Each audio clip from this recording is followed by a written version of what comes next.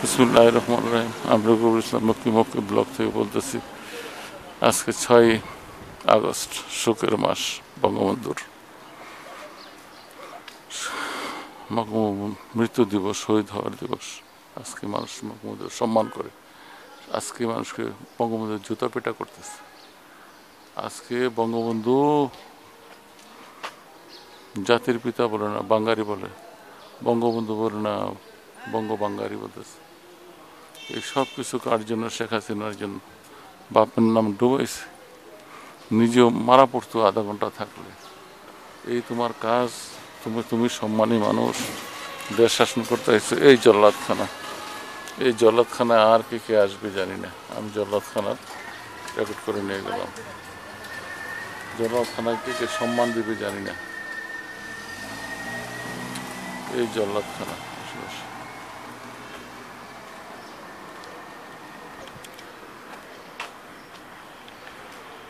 মুক্তিযোদ্ধা জাদুঘর।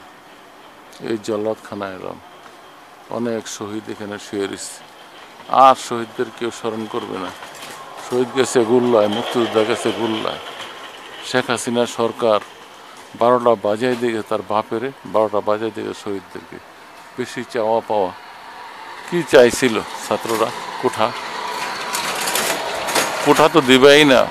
মানুষদেরকে রাজাকার বলো, রাজাকারের নাতিপুতি বলো, যাই বলছিল, ধরা খাইয়ে গেছে শেখ হাসিনা, ধরা খাইয়ে গেছে আওয়ামী লীগ। আল্লাহ সয় না, পাপের পাল্লা এত ভারী হয়েছে শেখ হাসিনা যে আল্লাহর সয় নাই। যে কোনো প্রকারে তোমাকে ফাঁদে ফেলতে হবে। তুমি ওইখানে সুখ করতে করতে ভুলে গেছো জনগণ কাকে বলে।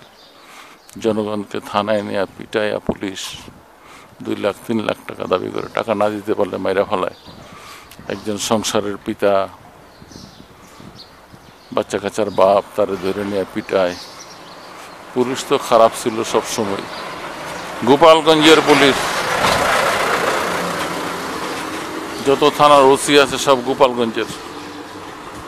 আমার মতে এখন যারা আওয়ামী লীগের আমলে কোঠার মধ্যে চাকরি পাইছে, অযোগ্যতা এবং অযোগ্য পুলিশ অফিসার, অযোগ্য আর্মি, আওয়ামী লীগের কোঠা দিয়ে যারা ভর্তি হয়েছে, এদেরকে চিহ্নিত করা।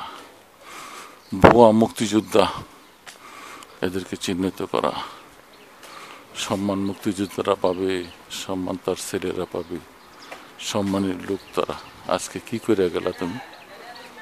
কি করে গেলা শেখ হাসিনা? মুক্তিযোদ্ধারা এই মাসে কথা বলতে পারবে কখনো? এখন রাষ্ট্রের কর্ণধার কে হয়? আর্মির হাতে এখন ক্ষমতা। মাত্র একদিন হইল স্বাধীন দেশের, 24 সনের স্বাধীন দেশের বয়স একদিনে হয় নাই, কয়েক ঘন্টা হইল মাত্র। আমি এখন মনে হয় সকাল 6টা বাজে, এই অবস্থা আমি হাঁটতেছি, রেকর্ড করতেছি, সকালে হাঁটতে আসছি।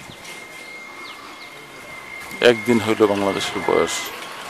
দেখবো এখন কি কর্ণধার আসে। আল্লাহ যেন রক্ষা করে এই দেশটার।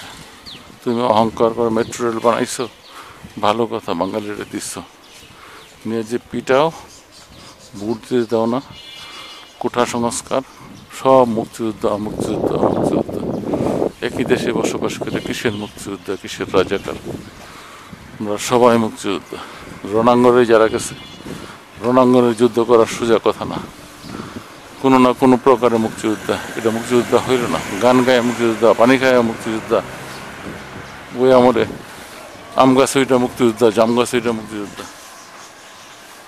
এটা মুক্তিযোদ্ধা না, ওটা দেখতে হবে, বাছাই করতে হবে। ইনশাল্লাহ বাছাই হয়ে যাবে।